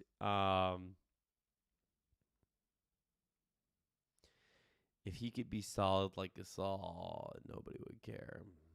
Yeah. AD is so much better at defense than Gasol was, but Gasol could pass, and Gasol was way more consistent offensively. I wouldn't be mad at giving Tristan a vet minimum. Tristan coming back would be interesting. I thought he was a fine signing, but, like, what's shocking to me is, like, Tristan Thompson's on a roster and fucking, DeMarcus Cousins isn't. That seems crazy to me. Crazy. I feel so bad for Bogey. He's such a good dude, too. He should have accepted the shoe deals offered to him. I do wonder how much money got left on the table by him not taking a Nike deal. I also wonder, if some of this happened, like, was he lifting weights wrong? Like, sometimes kids whose parents played high-level sports, sometimes I think their parents recognize how important the weight room can be and sometimes have their kids lift weights too early. I've seen that firsthand, and I wonder if Lonzo was lifting really early, because, he worked really hard, really young, and cooked his knees. But that's hard to say. Who knows? Brandon Roy kind of did that. Brandon Roy, like, lifted way too young or was doing, like, weird lifting shit and just fried his knees. Such a bummer, man. I thought Brandon Roy, for me, is, like, the one that got away. Like, I fucking loved Brandon Roy. I loved Lonzo's game. His court vision and defense were top tier, and his shot levels jumped too. Yeah.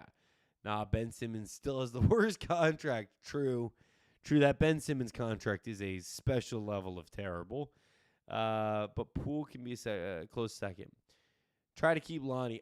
That's true. You're right. Win in. I guess Lonnie should also probably still be on this Lakers roster next year. I think they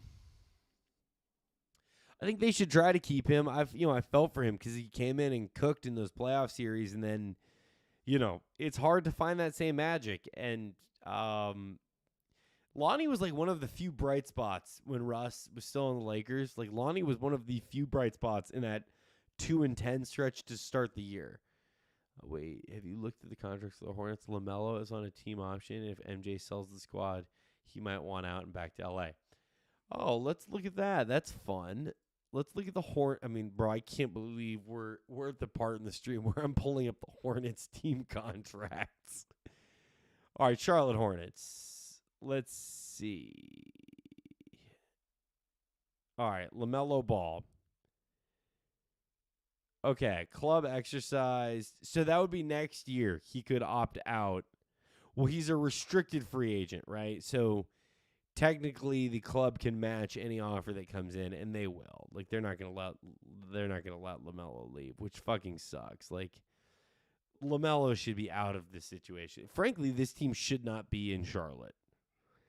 Kelly Oubre is probably gonna want to try and get as much money as he can.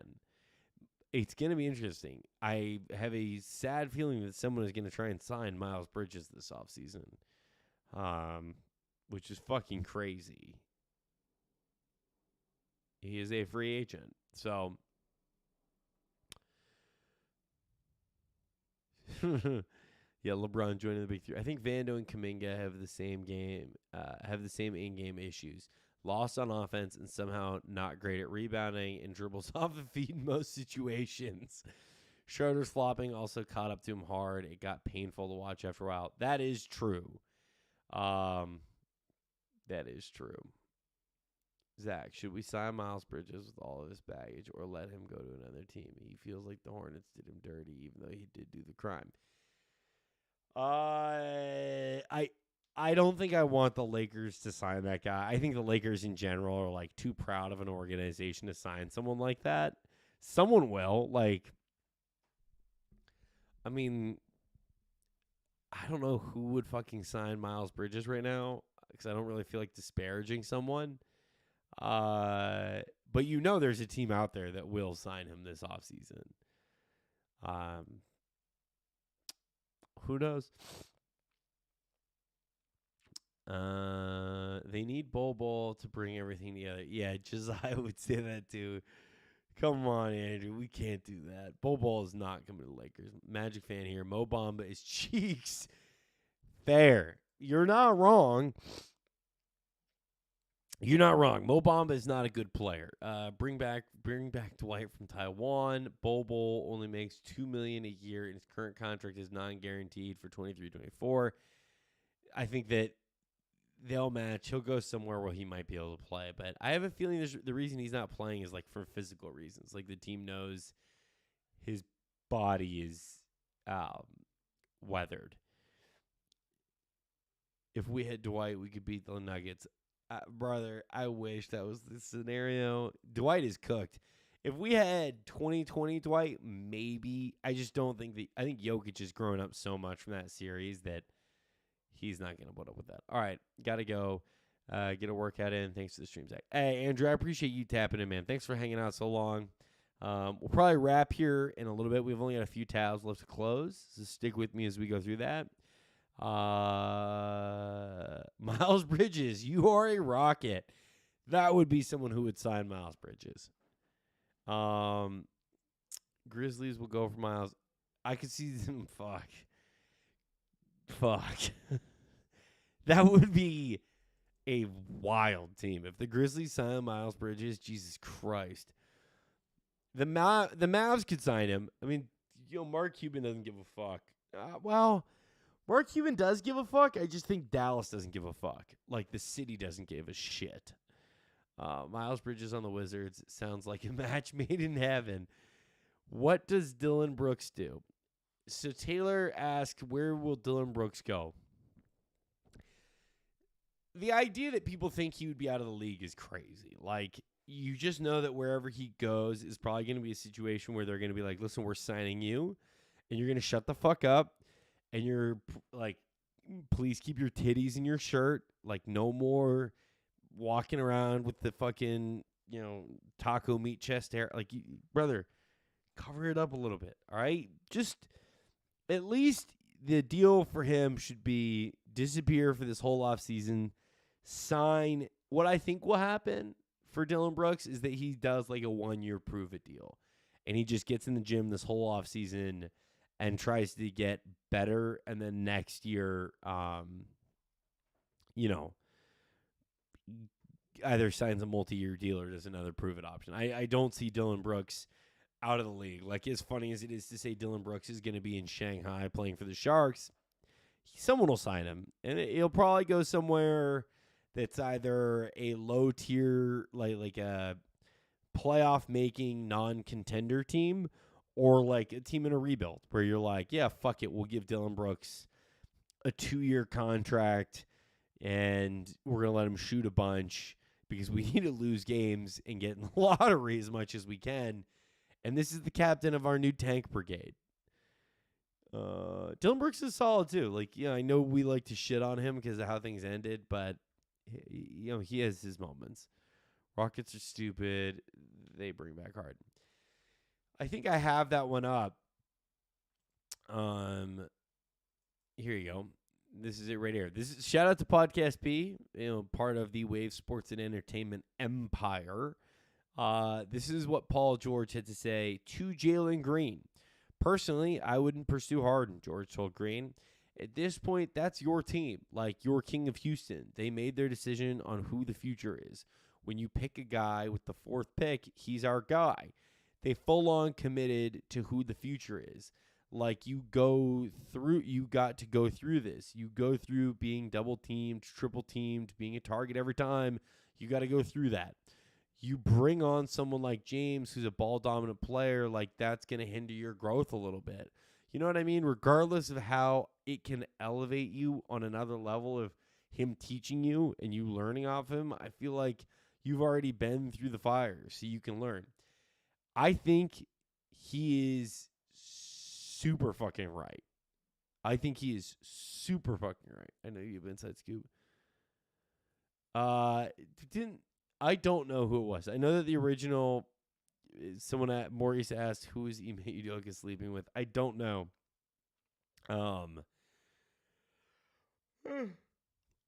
I tried hard to figure that out. I really did. I tried. I asked around. I never got a story. And I don't want to speculate because I know that they started dishing out on the gal that they thought did it. And it was not the correct person, and that was not cool. Okay. Bridges to Miami. Bro, I thought Miles Bridges to Miami also. Like, I could see them just sort of being like, fuck it. He'll get in here. He'll learn the Heat culture,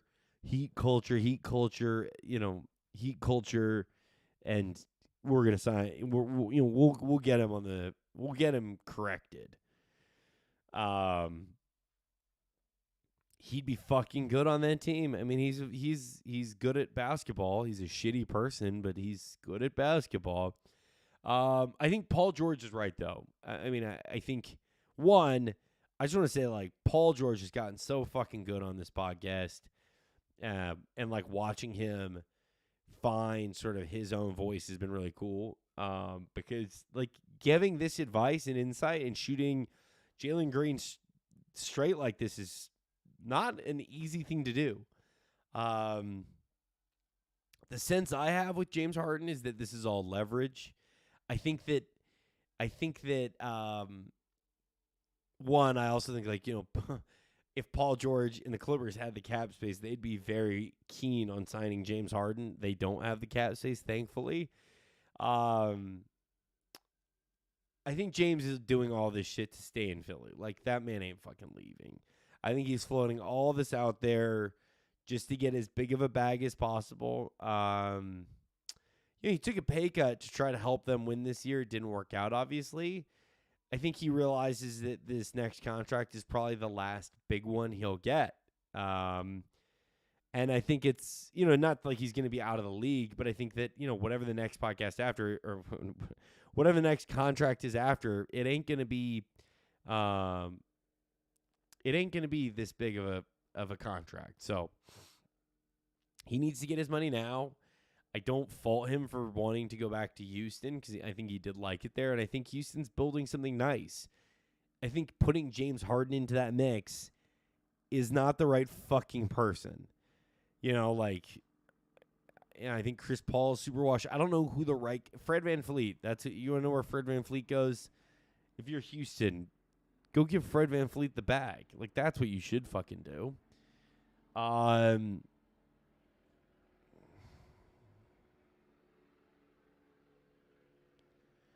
Okay, let's see. Sorry, I got more people in the chat here. These are fucking great comments, guys. Keep these going.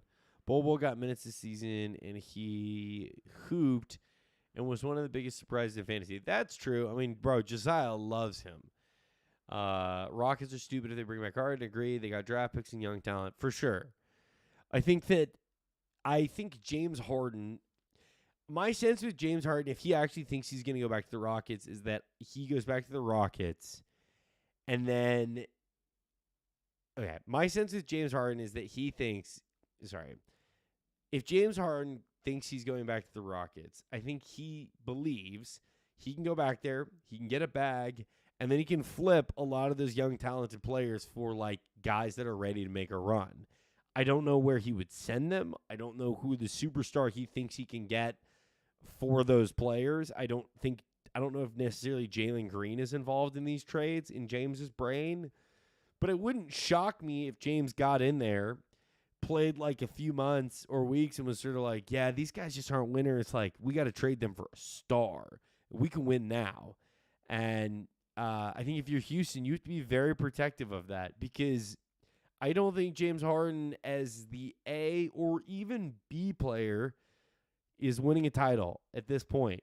I think there were years that when James Harden was the superstar, like, yeah, you win a title. Or the B player, you obviously win a title. Not now. And so, like, if you're the Rockets, you're letting the wolf into the hen house.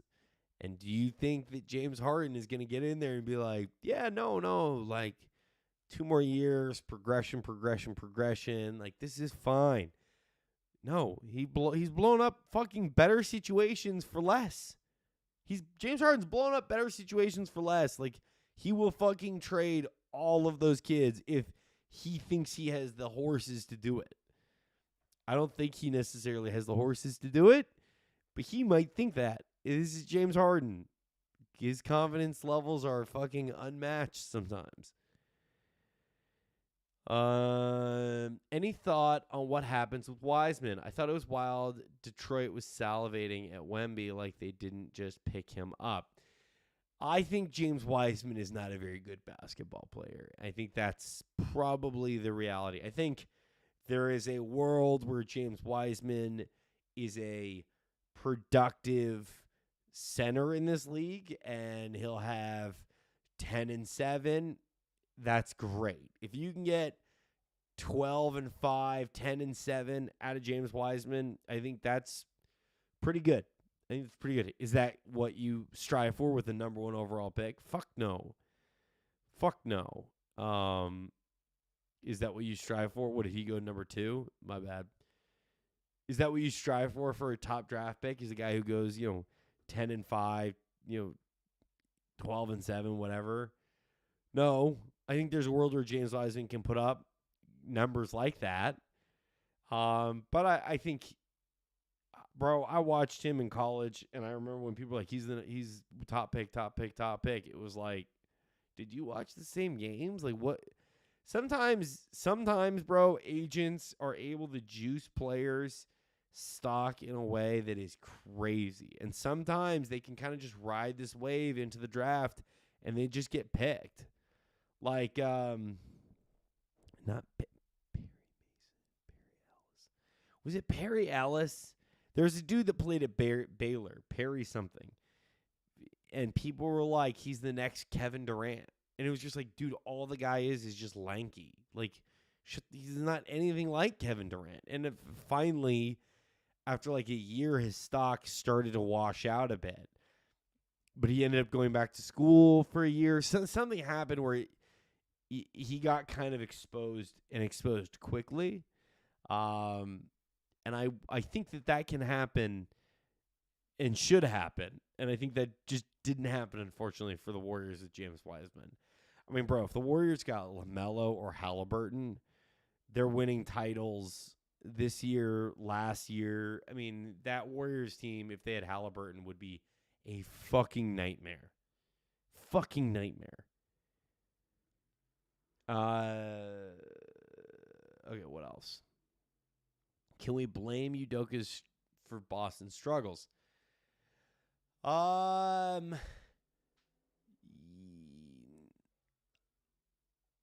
No, I mean, I think blaming the coach is convenient. I sort of sometimes think that Jason Tatum and Jaylen Brown aren't good enough to win a title together.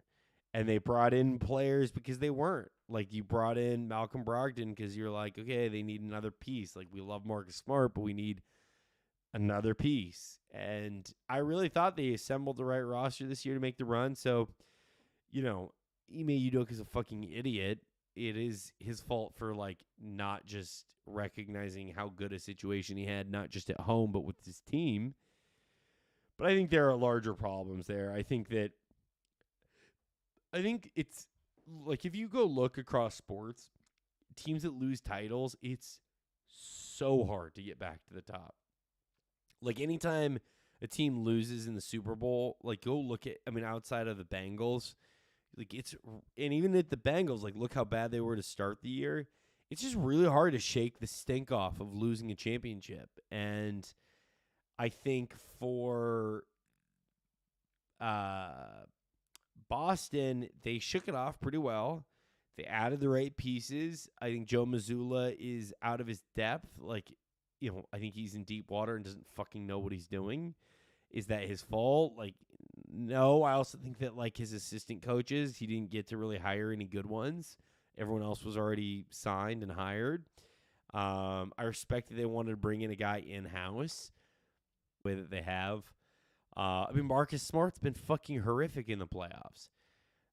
And the funny thing is, I think there are Boston people, like, I decided for whatever fucking reason to try and listen to Bill Simmons' podcast because I wanted to, like, hate listen and just absorb the copium from him trying to work through the Celtics, tricking off this really, really a gift. Like, the fact that the fucking Bucks got knocked out, they got gifted a pretty clear path to the fucking finals, and they're going to trick this off, and he knows how hard it is to build a winner. He knows how hard it is to make a fucking title.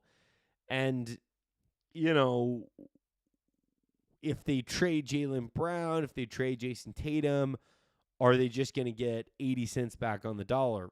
Probably. I tried to listen. It was so, first of all, Bill Simmons is fucking unlistenable. I worked for him for a long time. I'll never forget, I lost all fucking hope in his basketball takes when he said it was when the Celtics drafted Tatum and Kyle Kuzma got drafted by the Lakers and was cooking in summer league, and Bill was like, that Kuzma guy, he sucks. He'll be out of the league in like a year and a half, 2 years. He's not anything. He'll be out of the year in 2 years. And I remember being like, no, like, that dude's fucking good. Like, I watched that kid at Utah. He was fucking good. I'm a Pac-12 sicko. Like, I knew. And I think it surprised me to, like, learn how bad Bill's takes could be. It's then, like, I'm listening to his podcast, trying to hate, listen, and enjoy it. And it was so bad. But Bill makes this comment where when Jason Tatum had 50 and he was doing like this, you know, to the camera, and Bill was like, what are you posing like that? It was just like, dude. I think basically the sense I got was that Bill was like, maybe we should trade Jason Tatum and keep Jaylen Brown. And I think that seems fucking crazy. I also think, like, Jason Tatum at some point is going to leave Boston to go to the Lakers. I just have this feeling, and it's going to be fucking hilarious. Because, like, you know, it fucking hurt when Boston signed Shaq. Like, every Lakers fan will tell you, like, that shit sucked. All right, what else we got in the chat? Sorry. End of my own rant. James Harden flexing on your organization like he's LeBron is crazy. Right? But, like, Anthony, you could see James do it. I think everyone forgot how Harden forced his way out. That is true. It doesn't seem like he would actually go back there. It sort of seems crazy that the Rockets would want him back. But I think the Rockets have lost so much for so long that they're probably at a point where, like, they're looking at free agency and they're like, we got to swing the bat. Like, we got to do some stuff to get better quickly. Because I don't think talent progression alone, like that young Rockets team ain't making the playoffs unless they sign a star or a serviceable player like James Harden, or if they got, I think Van Fleet would be interesting, like a good leader, older guy. But listen, you sign James Harden. Lakers need to bring in Mario Hezonja. Counterpoint, no, they do not. Everyone forgot how much they hyped Bruno. Yes. And Shabazz. Bro, Shabazz Muhammad. Oh, my God. I kind of knew he wouldn't be great. People wanted him to be Kemba. I mean, like, that was the unfair thing. Like, he literally got like extra love because of Kemba. Like, Kemba kind of greased the skids for him to get more love than he probably deserved. Any interest in Karis LeVert to LA? He's an unrestricted free agent this summer, two-way player. They can get hot.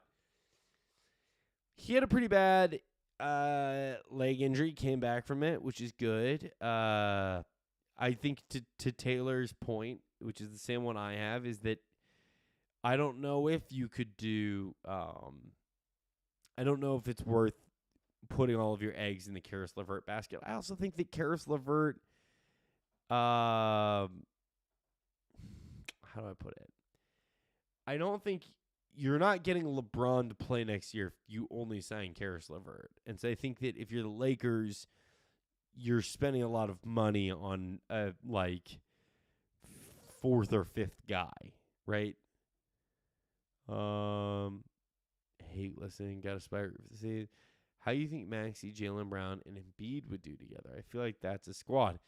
I think that's an awesome squad. I think the hard part is the Sixers don't really have the assets to make the Jaylen Brown trade. Like if if you're someone that hates the Warriors, cover your ears. But the Warriors have a lot of assets, and I could see them taking, Kuminga, Moody.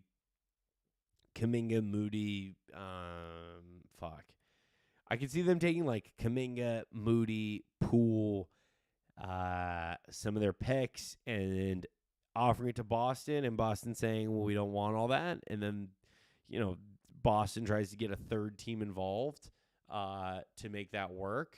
And that team maybe has a good player. Like, I know I keep mentioning this, but like Pascal Siakam's going to be available. And so like,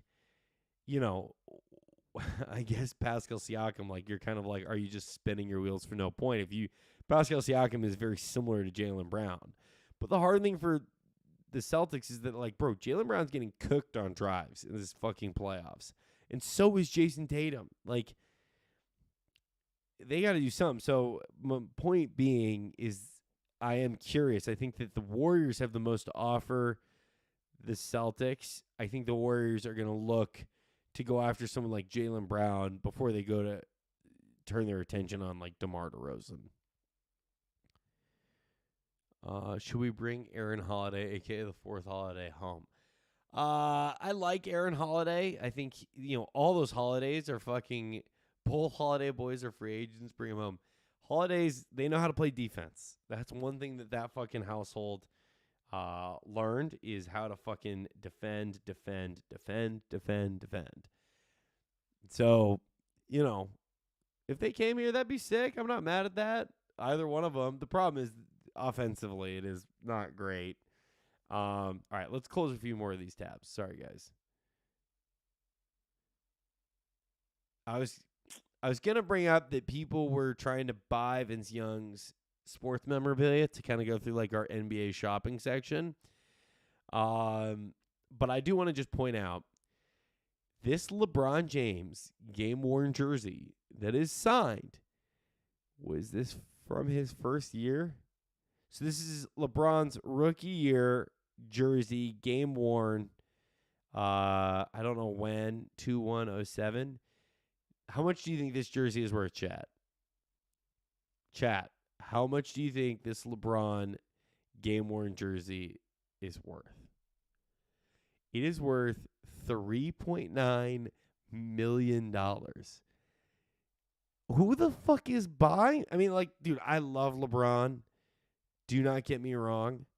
But like $3.9 million, bro. Get out of here. I looked at some other like insane LeBron merch. This is a card worth $2 million. I mean, I just am like, who's fucking buying this shit at this price?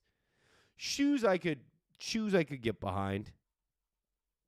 Game worn shoes that are signed, like, yeah, fuck it. But get out of here. $3 million. Taylor nailed it. That's a 4-bedroom in LA. Bro, yeah, you get a 4-bedroom and a pool in LA. I thought this was a fucking great piece of merch you can buy for $40. You can buy a ticket from the game where Eminem had an awkward college football interview with Kirk Herbstreit and Brent Musburger. I don't think I can play the clip. I think they say some off-the-cuff shit that will get me DMCA'd. Again, to bring this full circle, I don't think the Lakers can get Trae Young. This is what the Hawks gave up for DeJounte Murray. Danilo Gallinari, who is arguably worth more than any of the players the Lakers would offer for that trade with the Hawks, right? He's Danilo Gallinari, better than Malik Beasley, better than Jared Vanderbilt, better than Max Christie. And then they gave him a first, another first, a pick swap, and a first. So 3 firsts and a pick swap. The Lakers could probably offer 2 firsts and a pick swap. Doesn't look good. Doesn't look good, chat. I fucking want to buy this so badly. To own a game ticket for Malice at the Palace would be fucking awesome. Probably not worth it, though. Like, probably not worth buying that. Okay, the last thing I want to talk about was the Derrick Rose sneaker that everyone blamed for all of his injury misfortunes, but I think we're going to save that for the next stream, okay? Which I'm going to do that one Friday morning, okay? So tap in Friday morning. Out of Pocket will be live tomorrow. Out of Pocket will be live tomorrow night after that basketball game, so tap in for that. I will be live doing a solo show again Friday afternoon. I really appreciate everyone tapping in tonight. You guys are the fucking best. Shout out to our social team, Mo and Idris, helping me get this out and, you know, get people in here to watch, helping keep the numbers up. God bless you guys. Seriously, Mo, Idris, you guys are the fucking best in the business. Really appreciate you guys. J-Logic, Taylor, Andrew, who else is in the chat throughout a lot of this night? Maurice, Taza, Taylor. I appreciate all you guys tonight. Thank you so much for tapping in. I hope everyone has a great evening. Go Heat. Please fucking get that done. Sony LA own a 10 million.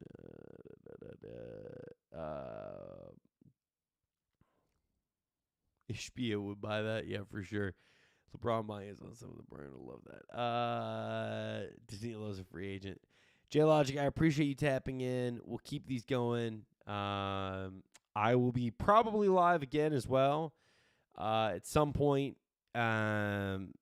Maybe Sunday. I'll just go live on my Twitch account. Play a little golf on the stream. Answer some basketball questions. Fuck around on there. But anyway, I appreciate everyone tapping in. Y'all have a great night, and I will see everybody tomorrow night on the stream. Hit the sub button. Otherwise, if you just want to watch one of these, I think we'll be back Friday morning. So tap in Friday morning, get all your basketball news. We'll recap the week. We'll hopefully recap that the Heat sent the fucking Boston Celtics home. But I appreciate everyone tapping in. Have a great rest of your night.